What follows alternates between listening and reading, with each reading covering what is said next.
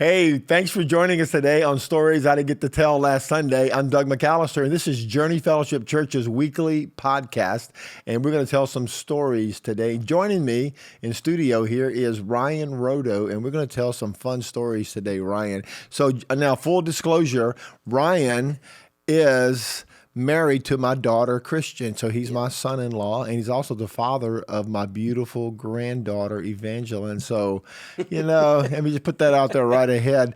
So, Ryan, thanks for coming in, man. Yeah, for sure. Glad to be here. Glad to have you aboard. Today, we're going to talk about money. Yep. We're going to talk about the economy. We're going to talk about investments, retirement. But I also want to talk a little bit about your Facebook page where you post some incredibly great and debate-invoking questions, and you call it Hard Truth Tuesday. Yeah. Is that right? Yeah, for sure. So tell me about the idea behind Hard Truth Tuesday. How'd you come up with that idea? So it started as I wanted to create a Facebook page and just post random truths. Yeah. And they were intended to be hard truths. Yeah.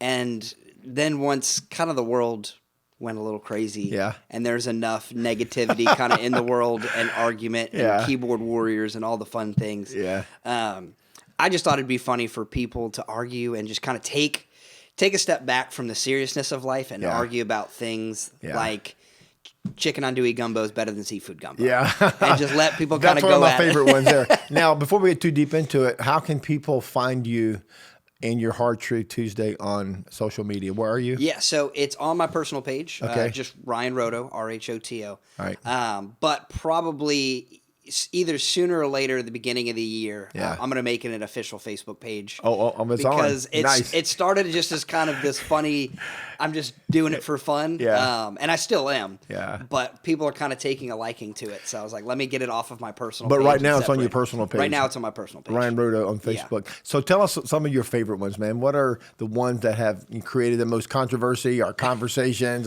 One that shocked me the most is, and I didn't expect it all, at all, I should say, was soft bacon's better than crispy bacon. Oh, really? Yeah. I enjoyed chewy bacon, and it got like 100 comments. So and I did not expect that. You'll take an everyday product or service and compare it to another one and say which one is best.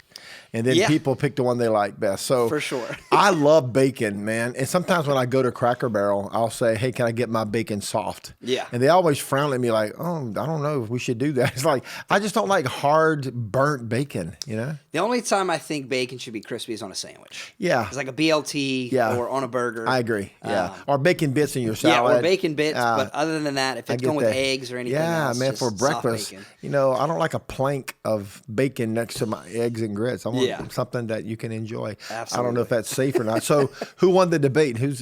What bacon's the most popular? Well, that's why they're called hard truths. Yeah. Everyone's got an opinion, but mine's right. So So what is yours? Because I know yours is the right one. What is that? So honestly, I think crispy bacon won. There was a lot of people that came and were very upset. Yeah. And my favorite comments is one of my buddies, honestly, that I work with. He always Google searches how to delete Facebook friends and puts a snapshot of you don't deserve it. Another one was actually Matt Wilson. I posted fire trucks are just water trucks. And for those of you who don't know Matt, that may be Matt, offensive to a fireman. He's a fireman, and he's like, hey man, take this down. Like he's very upset about What'd you compare it to? Nothing. So hard truth is either we can debate certain things, or I'll just post like random facts. Oh, just something. And so it was just fire trucks are really water trucks. Yeah. And it's just kind of like when you think about it. Just a truck that carries water. Yeah. All right. What's another example of hard truth? I'm trying to think of another one that really sparked a lot. So this was one of my first one, which is, and I'm glad we don't. Starbucks is overrated. Yeah. Oh man. Yes, way overrated. For the typical person, Starbucks is great. It's like, hey, it's coffee. Yeah. You get it, you go, you call it a day. They kind of just branded themselves. Yeah. But as a whole, the coffee itself is pretty bad. Yeah. It's way overpriced. Yeah. And you have to put in 7 adjectives. Yes. before the coffee, it's like, okay, this is way too Exactly. much work to get a cup of coffee. So you talk to anybody that has either sold coffee or Yeah. drinks coffee regularly, and they're like, Starbucks really isn't that good. Yeah, it's just not. good no. branding. Now, I visited the original Starbucks in Seattle. That's yeah, awesome. it's in Fisher's Market or whatever that Yeah. area is called. It's still there. The original one is still there. It's That's small. crazy. And it was standing room only. It was insane. Yeah, I believe it. We were in Seattle for something. I forgot what it was. And we went through that market area where the original one. It's almost like a cult following. It's kind of It scary really because is. it's like It's almost like a status symbol. Yeah. People do it just because they have the brand in their hand because Yeah. it can't be the coffee. And they were Can't be the brilliant. coffee. It can't be the coffee. It's got to be the brand. He was brilliant. The guy that bought the company and turned it into an international powerhouse. They were brilliant in marketing, man. Because they took a very inexpensive drink and charged you 20 times the price for it. Yeah. Oh, for sure. Brilliant. Well, Yeah. they always look down on me as Yeah. if I ever have like a client meeting there, I'll just order a black coffee. Right. And they like look at me because it's like $1.25. Yeah, exactly. And they're expecting me to order Yeah. some $7 And drink. I just savor the irony in Starbucks. They are a multi-billion-dollar corporation pretending to be socialist. Oh yeah, it's. That's just, to me, it's so goofy. I love- Just be honest, man. You're making a fortune. I think my favorite is when I see people talk about, oh yeah, we're for socialism, like down with capitalism, and they got a MacBook Pro and they got a Starbucks in their hand and they're playing on their iPhone. I'm like, you have no clue. Yeah, it's funny to me how much younger generations are drawn to socialism. It's crazy. It is, and when you think of all of the bad elements of socialism that seem to get glossed over, like for one, socialism has never worked in any nation that has ever been tried, ever. The Union of the Soviet Socialist Republic, the most aggressive military power of the 20th century, took over about 20 or 30 nations and instituted socialism, collapsed of its own dead weight. Yeah. Some of the socialist countries today, North Korea is socialist. Who else is Venezuela, Cuba? And Venezuela's rough. Venezuela went from the largest oil exporter growing. in the world. They were huge. Yeah, and Venezuela has an oil-rich country that now can't even produce toilet paper. Yeah. After 25 years of socialism. It's easy to be socialist when you have, comfort and prosperity, and you're talking about some utopia that doesn't really work. Well, I'm socialist until you realize that in the end you got to give up all of those, benefits of I think capitalism. the problem is, in a perfect world, socialism could probably work. Yeah, Like it could. I agree. The problem is people are involved.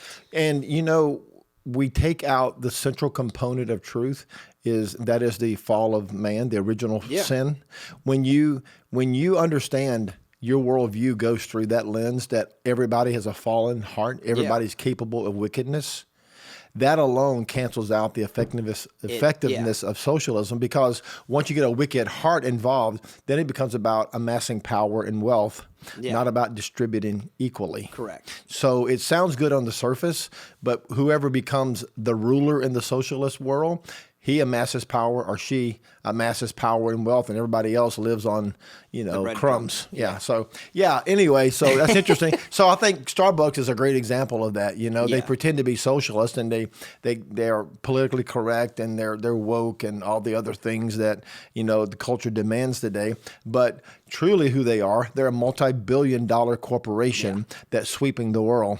Oh, for sure. Pretending like they're socialist, and they're not. So that's why I can't drink their coffee. I don't take them serious, And I can deep dive into that. There's a guy named Simon Sinek, if you've heard of him. Mm-hmm. He has like a 15-minute clip on, I don't want to say what's wrong with millennials, but like kind of the thought process around it. And he gives 5 key points, and it's very enlightening to kind of see. Yeah. Once you kind of understand how they were raised, how they grew up, it's really not, strange that they think the way they think. Yeah, and I think socialism is so alluring because it sounds like a great way to paper, live. It sounds amazing. Yeah, other than it doesn't work in real life. Yeah. I was gonna say about socialism. Oh, I know. I grew up in the '80s. Yeah. And Ronald Reagan was president, and Mikhail Gorbachev was the leader of Soviet Russia. And I remember the battle between free market capitalism and communism. And, ironically, all of the media in America was on the side of the Russians. All the billion-dollar corporations were siding with communism, and Reagan just stood strong, and said, no, free market capitalism is the best methodology ever tried to run an economy in the history of the world. It has its flaws. We all know that. Yeah. It does cater to people's greed, and it does get out of control, but it works better than anything else ever tried. Correct. Because it really unleashes the power of the individual. Anybody in a free market society can, or at least have the opportunity to rise out of poverty. Yeah. America is taking more people out of poverty than any nation in the history of the world. Yeah. There are millionaires, billionaires, kids who grew up in poverty in America who made it to billionaire poverty status. In other countries and came here. Came here, right. And if America was such a bad nation, why are people, bursting their way in, begging to come in, illegally coming in? Why? Because this is the greatest nation on the planet. Because liberty and the opportunity to grow yourself out of poverty exist here. And I think we're entering kind of a weak stage, and the reason I say that is there's a saying. It's good men.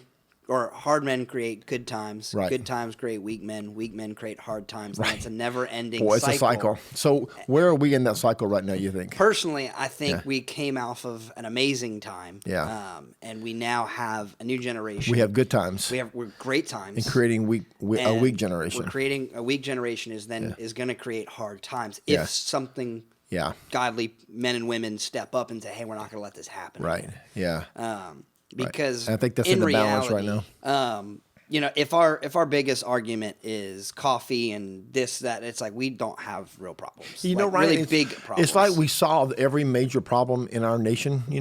Now we're down that we're arguing over pronouns, and we're arguing over. We're creating issues. Yeah, we're making things up just to fight over. It seems that these discussions can be had in the privacy of your own home, not in the public discourse.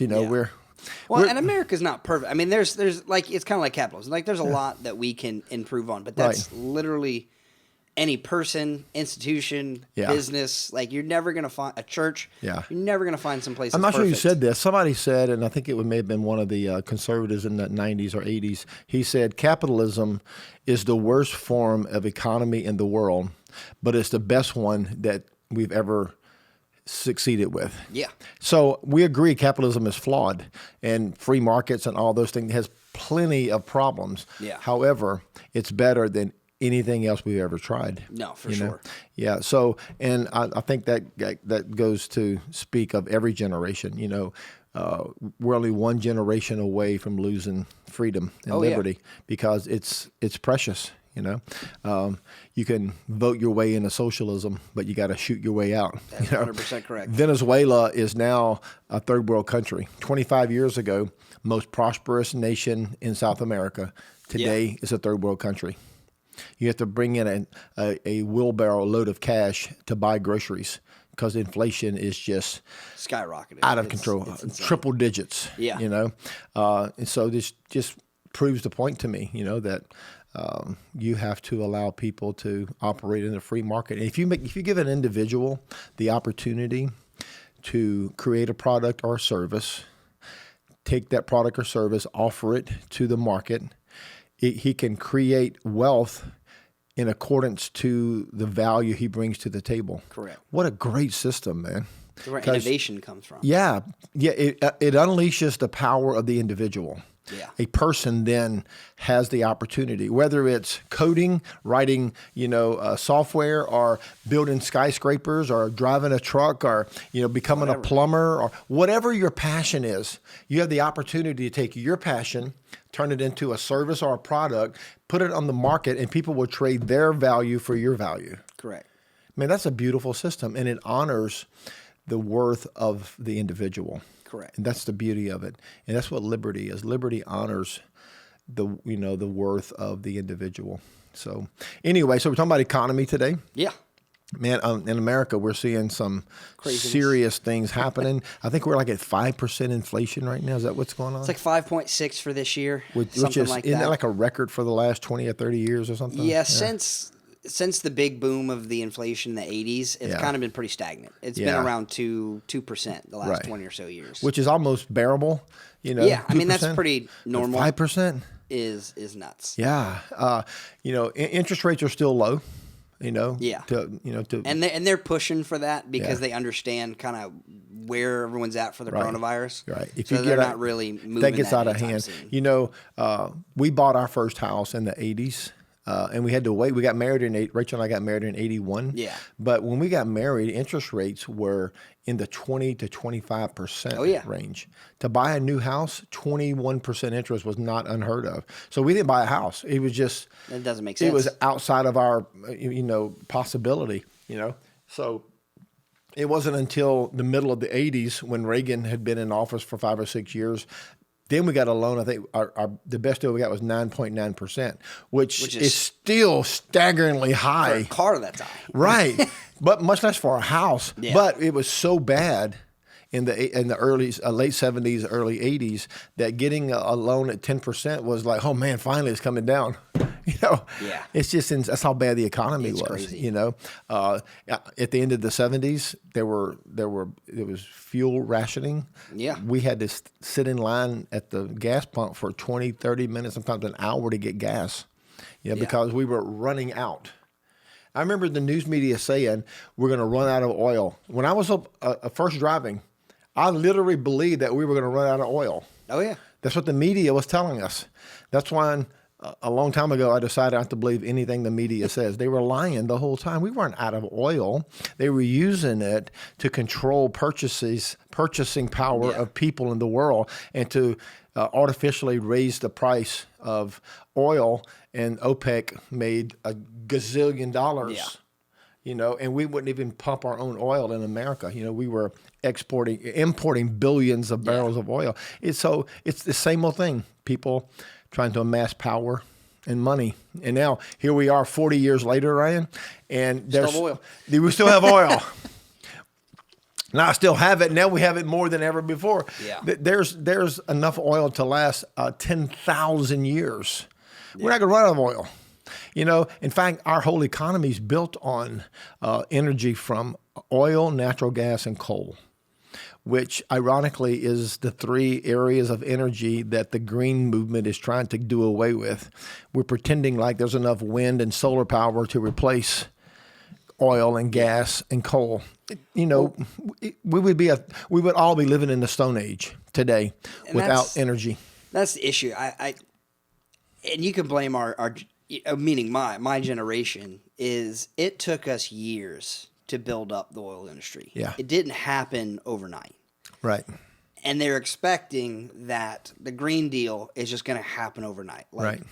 That's the problem with ideas nowadays. Yeah. Is we live in a microwave world. Right. We want it now. We want it right now. Right. The problem is the world works very much so like a crock pot on low. Yeah. Where it takes 10, 12, 14 hours to cook something. Right. But I want it in 2 minutes. It takes generations to build energy. We can't just cut oil out and replace it. We don't have the infrastructure. We don't have the technology. We don't have anything set up to do that. Yeah. Now we can. Yeah. I'm down for a deal that's going to, do it over a 50-year period of time. Yeah. But you guys want to do it in 5 years. And to pretend like the technology exists is a joke. Yeah. We can't build enough windmills and solar fields. Not fast enough. No, and we'd have to cover half of the country with solar panels and most of our coastlines with windmills. And what happens when the wind stops blowing? Yeah. What happens on a month where there's a lot of generators, cloud? Yeah, and what's generators run on? Oil and gas and coal. Yeah. We're pretending that we have a solution that's not there. And that's why I don't take global warming serious. Yeah. Now, I believe that there is weather changes. There always has been for thousands of years. The weather has changed. I just don't take the global warming movement serious because they keep wanting to tax their way into into a green economy. Yeah. So if the Green New Deal or the new energy sector was real, I don't think that we'd have to eliminate one to have the other. Yeah. Just show me how solar works. Why don't you live on it? All the guys who are promoting solar and wind and other renewable sources, great. Why don't you show us all how it's done? Yeah. But instead they get their private jets and fly over to another nation, rent a limo to take them to a meeting in this massive meeting hall that's powered by fossil fuels. Everything, their carbon footprint for one of those global summits, is enough to cover 1,000 lifetimes for me and you. So I don't take them serious. Yeah. And every time they promote a new, carbon tax, it just lets me know their real motive is to take away wealth from common people like me and you. Yeah. Who use gasoline to run our cars, and we use natural gas to heat our homes. Yeah. Those are the real things, because we live in life every day. We fill our tank up. In the last 12 months, gas went from $1.50 to $3 a gallon. Yeah. Yeah. So that's huge. That's a tax. That's a direct tax on people like me and you. It costs twice as much now to fill up our tank. Yeah. I mean, I bought my car in 2016. Yeah. And I don't think I've ever spent over $40 to fill it up. Yeah. Since I've owned the car. Right. And it was $49, $48 yesterday when I filled it up. Yeah, that's And I was unbelievable. Like, that's insane. My pickup truck, I have a 22-gallon pickup tank, and it cost me $70 to fill insane. up now. It's just ridiculous. Last year it was $35. Yeah, honestly, this is like my frustration is just like, again, I'm all for making a movement and making change. Sure. But we don't even have, like, most neighborhoods, most homes aren't wired to even like charge electric vehicles. Like you could have maybe one or two per street, but if every car on the street had an electric vehicle and replaced it with gas like tomorrow, Right. What do electric power grids would collapse. What do electric cars run on, like the current models? To be honest, I'm not really So super many- sure. so- I think it's like lithium batteries. I know the answer. Oh, okay. Yeah. I'm setting my own question. So when they plug in their electric car, what replenishes the power of their battery? Fossil fuels. Yeah. All the electricity generated in America, 90% of it comes from fossil fuels. Yeah. So even the electric cars are indirectly running on fossil fuels. Oh, yeah. It's not like some major energy factory producing electricity out of the sun or out of the wind. It doesn't happen. All the electricity creators in America, for the most part, use fossil fuels. Yeah.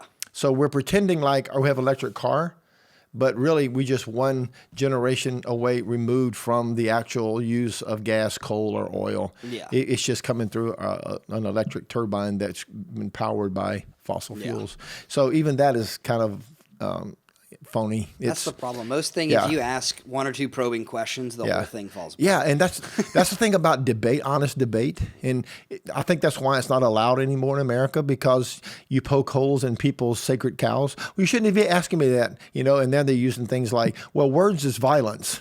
No, words aren't violence. I'm destroying your argument with my words. You consider it violence because you have a dumb position You have no can't leg to defend. stand on. You can't defend your position. Yeah. So the only way you can defend is to make sure that I can't question you. So I just say we all keep asking the hard questions, Yeah. And if you can really power the earth with solar and wind, show us how it's done. Stop flying your plane. Stop living in your 80,000 square foot mansion. Stop driving your limo that's powered by gas, and then I'll take you serious. Yeah. Until you can fly your plane with green energy, please don't tell me how committed you are to the environment, you know? And it's funny how all these billionaires are committed to green power, and they live in massive mansions, and their carbon footprint is larger than the city of Slidell, that single, the guy that, Bill Gates, he's a brilliant guy. He's a creator, but he lives this life. He pretends like he's all about the green energy, but his life is totally based on fossil fuels. But he jets off to these, events in his private jet that tell us how bad we are for driving our SUV. So that just kind of makes me want to get a bigger pickup. That's what next year when the chips come back, I'm buying a Boom, truck. baby, get a truck. Get a truck, you know. Not going to buy it now. Don't buy it. No, Don't buy it. not a good time now. Not a good time. Yeah, save your money, pay cash, buy something a couple of years old. So the economy is not doing great, but it is doing okay. In spite of the White House and in spite of Joe Biden, you know, there's a lot of factors at work that kind of keeps us safe. And you work, Ryan, tell us a little bit about what you do. What's your daytime job? So I'm a financial advisor for those that don't know. Okay. And basically our job is building plans, financial security for people, whether that's investments, insurance, or different strategies. Right. So you track the economy every day, the stock market? For the most part. Yeah. That's a good question because I get asked that a lot. Is if I look at like the ticker symbol and I have some type of thing playing in the background, and I keep up to date with it. Yeah. But unless you're an older client, I'm not super worried about it. And the reason being is the last 15 years prior to the last two. So the last 17 years. Yeah. Right after the 2008-2009 market crash. Right. Doesn't really matter what you invested in. Everything has been doing good. Yeah. And so it created a false sense of security in people that everyone can just go out and day trade. Yeah. And that's the end all be all. Yeah. And they're buying stock, they're buying Tesla, they're buying Facebook, and all those things are great. Yeah. But what coronavirus showed us is that you can have a portfolio. Yeah. But if you don't have a plan, it's almost irrelevant. Yeah. And so it's all great, right now, if you're young and the market crashes, you should see that as an opportunity. Yeah. To where you're buying things basically as a fire sale. Right. The problem is if you're 75 and retired, yeah, and your source of income is that 401k you've worked 40 years to build, or that Roth IRA that you invested in, and that drops 20%. Yeah. Where are you going to pull money from during that time? Yeah. If you don't have a plan, if you just have a portfolio, whether you like it or not, you have to pull out those dollars because you still got to pay $3 a gallon for gas. Right. Still got to pay for milk. Yeah. Still got to pay your mortgage or rent or whatever it is that you're doing. Yeah. And so that's really where we come in and say, we don't want you to just throw money in investments. Right. We want you to have a plan and a roadmap of what this is actually going to build over. So over you time. help people plan for their retirement? Yes. Plan for their retirement, plan for kids' educations, their future, or just something simple to buy a house. Yeah. I have clients all the time that, they're young married couples, they want to buy a house. We kind of just talk through, we talk through their beliefs, because that's the first thing. Because there's godly finances and then there's just worldly finances. Right. And so you kind of have to navigate, like, what are your beliefs? As far as, do you want to be out of debt? Do you want to do this? And that's one of the things that I love is I also get to pour into people about their finances. But, we can go through from a mathematical standpoint right now. It really makes zero sense to put any money down when you purchase a house. Really? Like it doesn't make any sense. Wow. Because from a mathematical standpoint. You get in a 2.75% interest rate that's locked in, guaranteed for the life of the mortgage. You can get an RD loan, at least in southern Louisiana. They're very common. You can get 0% down. You pay closing costs, the appraisal, and the inspection, and that's it. And you're done. Because from, again, mathematics say I can beat 2.75% in the market 7 days a week, all day long, basically forever. Wow. There's going to be times where obviously the market's going to tank.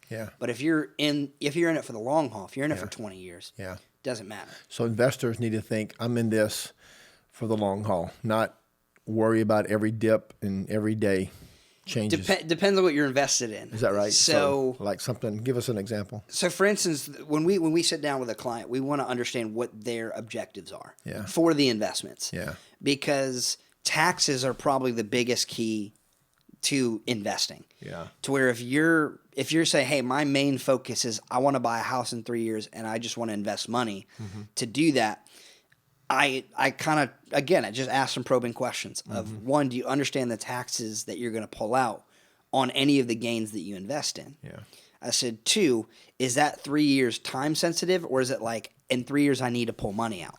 Because what we don't want is, one, you to invest money into a mutual fund or ETF or whatever it is that people are that want to invest in. Yeah.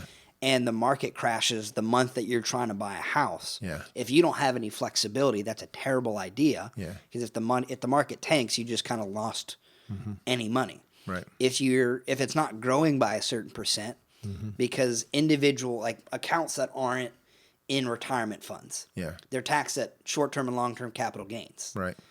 Mediocre American, you're going to pay anywhere from 15 to 20% on those gains. Wow. So before you do anything, you're going to lose 15% of all your profits. Yeah. The second you pull any of that money out on any of the gains. That's huge. That's a huge So loss. we just need to think through that. Most people aren't aware, like the Yeah. whole GameStop AMC craze. Yeah. Where people, they put money in, they made 10 grand, they pulled out. Yeah.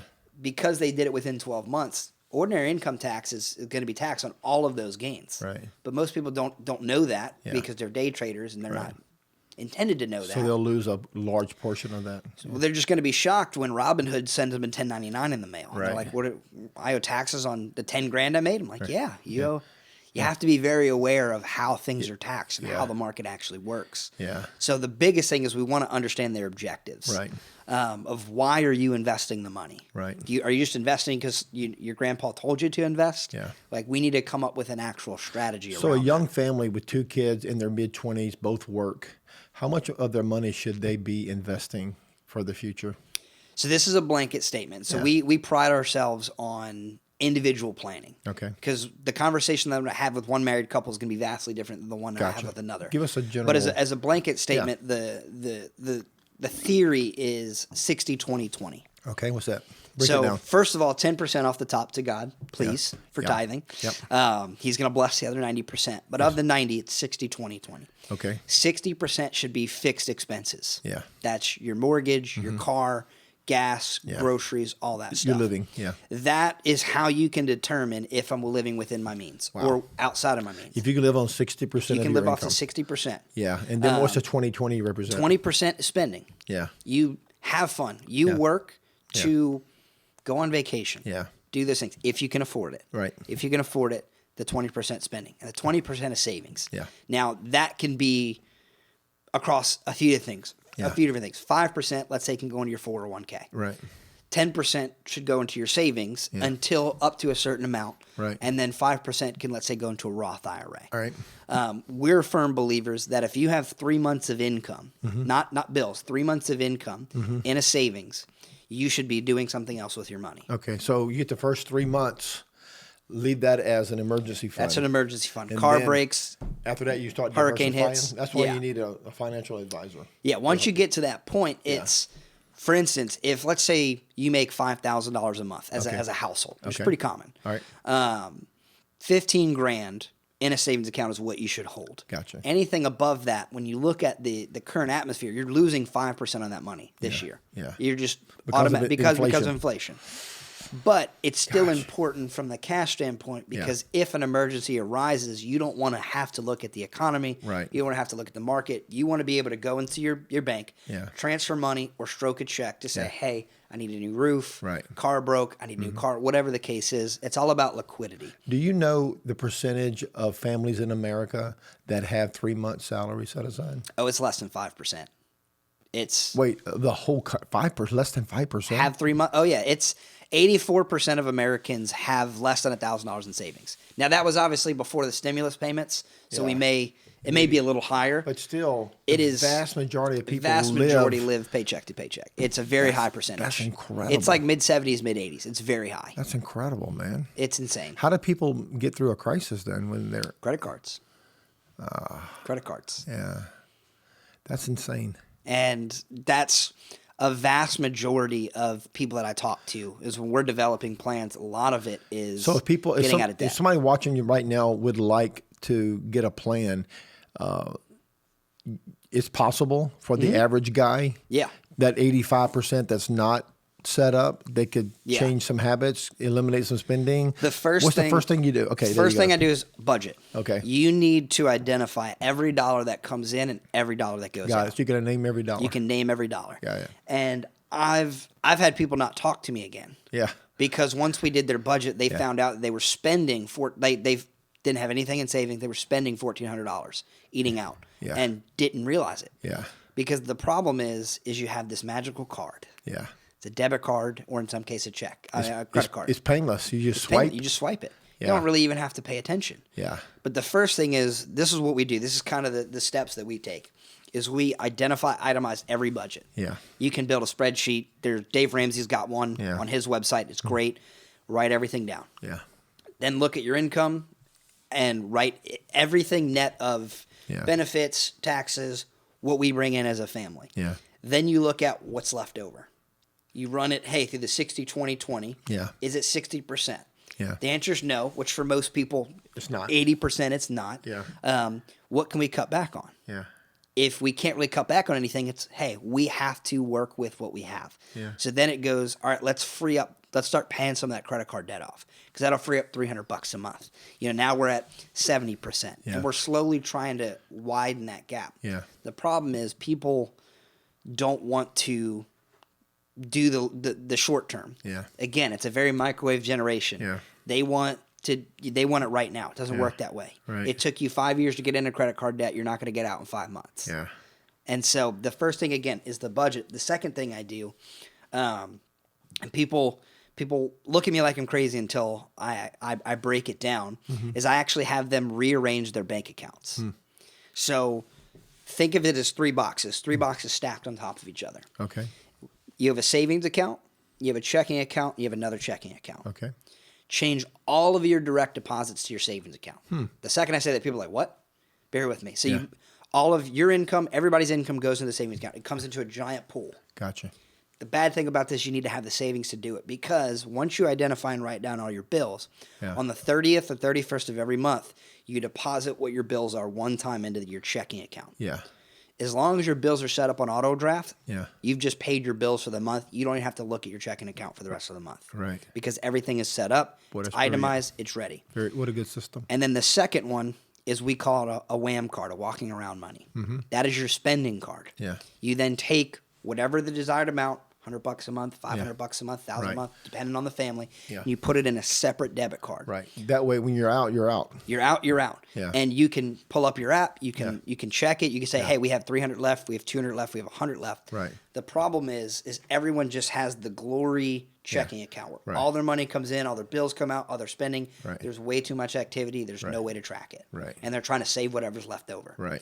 In this way is, if you, for instance, have $5,000 of income, your bills are $3,500, and you as a family decide $500 is what we're going to spend. On the first of the month, you put $3,500 into that account. You've paid all your bills. Right. There's $1,500 left. Right. Then you give yourself $500. You've just saved $1,000 a month. Wow. Just systematically, not even thinking about it. So if a young family, say 25 to 30 years old, 2 kids, want to plan for their retirement, if they get serious and make the hard choices, what is the possibility that when they're ready to retire, that they are financially set?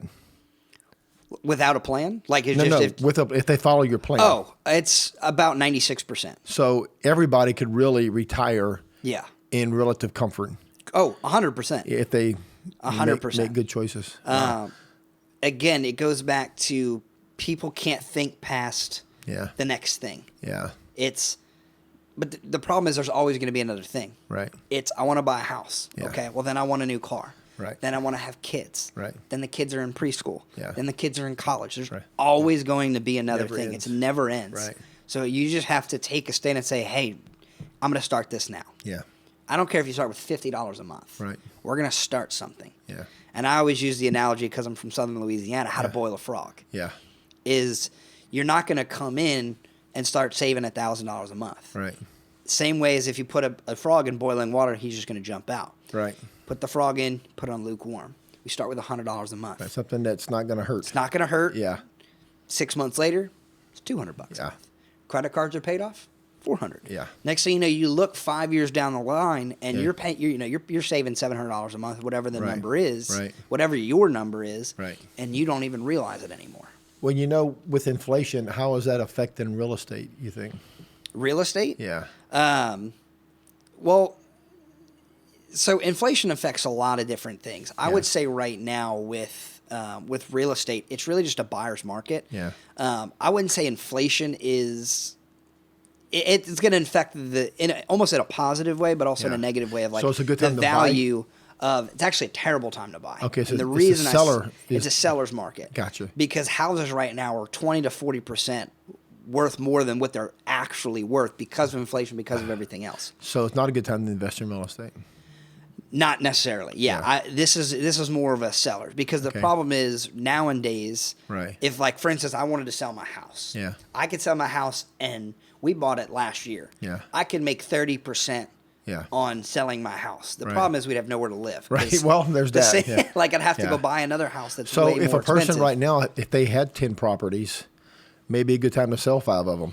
Depends what depending on what the properties are if for. it's just your investments and Yeah. you think, man, I can make 30% on my 5 houses. Yeah, if you can make 30%, I Yeah. mean it's almost, and that's again that goes back to the liquidity question. Yeah. Is what do you need the funds for? Yeah. Like if hey we're short on funds, maybe Yeah. we can sell one property for an additional 30% of what it is now. Right. But yeah, I would. It's kind of like the car market. Yeah. And some people may debate me but I'm not buying a new car for that exact reason. Yeah. I'm going to wait until things come down. When does a person need a financial planner? How early in their life? I would say everyone needs a planner. Yeah. Because we pride ourselves on needs-based, not fee-based. Yeah. So when I sit down, there's plenty of people that I've made $0 on, but I've helped them get out of debt. Yeah. Is because when I sit down, I do those same steps. I sit down a budget, get them out of debt, Yeah. do that. Yeah. Now, if you can't do that on your own, Yeah. I recommend Dave Ramsey Yeah. going through Financial Peace Yeah. or just hiring an advisor that doesn't charge you to build a plan. Mm-hmm. And so we don't charge to build a plan, so we can get you out of debt. We can get that. Yeah. But what I would say is when you need a planner Yeah. is when you have your budget figured out. Yeah. You've gotten to or close to the 3 months of savings. Yeah. And you're working towards getting out of debt. You don't necessarily have to be out of debt, but you're Right. working towards getting out of debt. And you mentioned your different kinds of investments. Yeah. The Roth account and the 401k and the others. Why don't you just educate me a little bit about which ones had the best return, which ones are the safest? Give me some. So Act like I know nothing. No, for because sure. I don't. That's okay. Well, and that's the crazy thing. They can all be invested the exact same way. Okay. Like they literally can all be invested in the exact same thing. Okay. The reason they have different account titles is because they're taxed differently. Okay. So give me some So- examples.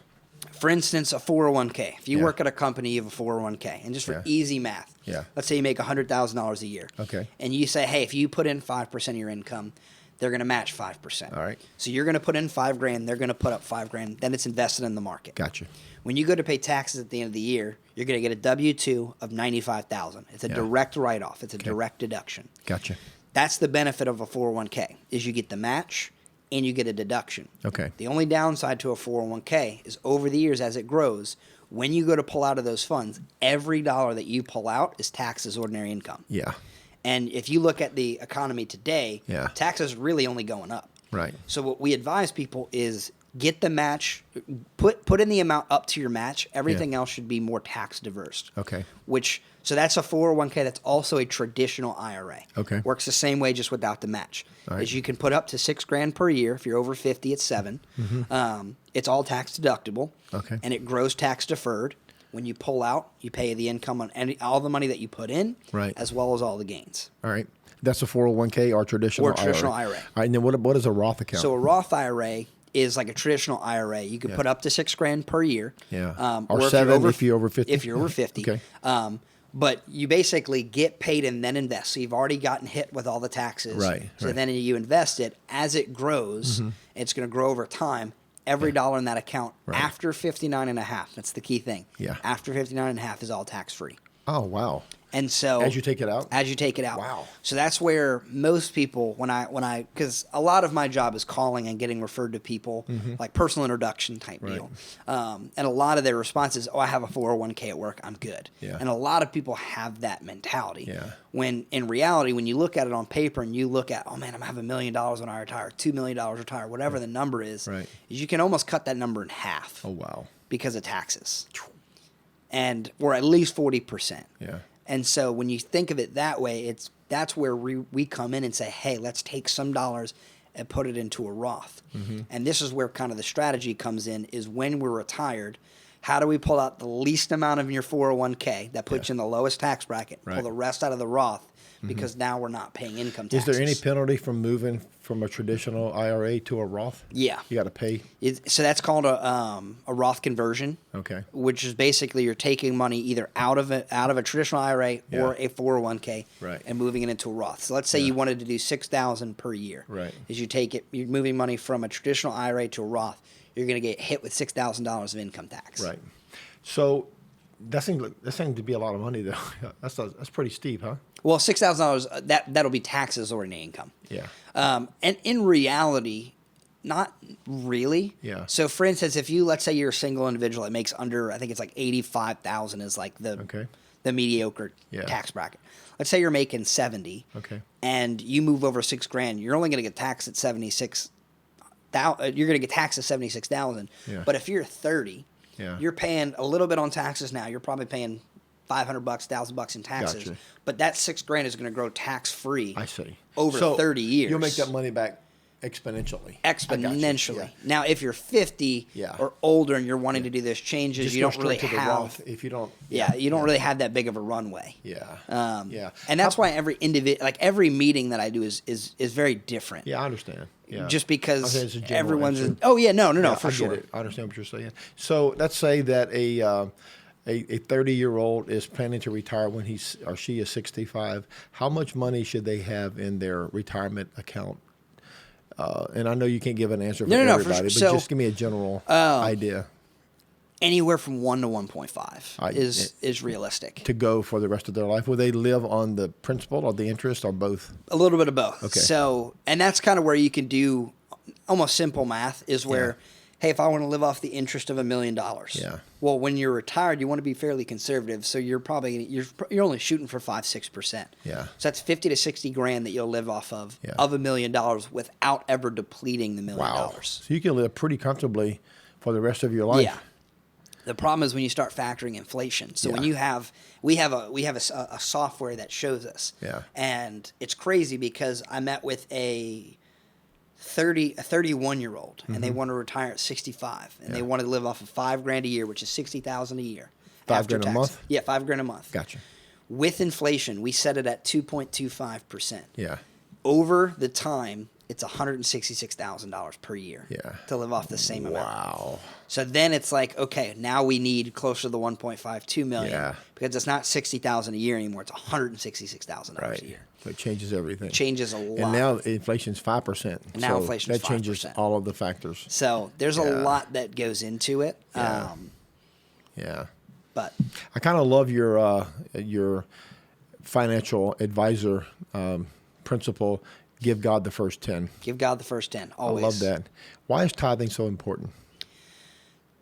So can I address something? Absolutely. First, and we talked about this yesterday. Okay. And I feel like so many people, and you can cut this out if. Yeah. But let's roll with it. So many people think that the tithes go straight to your pocket. Yeah. That's just. Yeah. That bothers me. Yeah. And I believed that before. Yeah. Before I was your son-in-law, obviously, Yeah. that bothered me on the front end because I knew that wasn't the case. Yeah, definitely not the case. There's so much more that goes into it, and I wish people would just do a little bit more research into how what tithing is. But honestly, it has nothing to do with the money. What is the spiritual principle? And as a financial advisor, I think I know as a pastor. No, of but course. Tell me what a financial advisor. Why would you encourage people to give? So it has nothing to do with the money. Okay. What God does does not need your money. Right, but what does it have to do with? It has to do with faith. Okay. It has to do with faithfulness in what you've been given and what you've been honored to steward. Okay. And God says, honor me with the 10%. Yeah. You don't need the money. I don't need the money. Right. We can get the missions money from somewhere. Like there's so many ways that we can make money. It has nothing to do with that. So it sets everything like to do a with principle in the person's life. Yes. Of putting others first. It's that generosity principle. Yes. That changes the flavor of the other 90%. Because most people that I talk to, they say, "Oh, I can't afford to tithe." Yeah. That's their. And I said, "Well, one of two things is happening. One is you're living in fear. Yeah. you're living in fear that God's not going to provide for Right. you. And if you want kind of a story in the Bible that talks about that, it's Matthew 6, Yeah. 19 Matthew 6 verse 19 through 34. Yeah. Talks about the sparrows, talks about the grass, talks about your Yeah. treasure being in heaven. It talks Right. about all those important pieces. Yeah. And if you can't afford to tithe, it's either, hey, you may just not make a ton of money, or you may be living outside your means, and that's a hard truth Tuesday. That may be a hard truth. Yeah. But I personally lived with a roommate who got hurt at work. Mm-hmm. He worked at a granite company. Piece of granite fell in his hand, completely smashed his hand, like shattered his hand. Wow. Couldn't work for a year just because of, it was fragments. Yeah.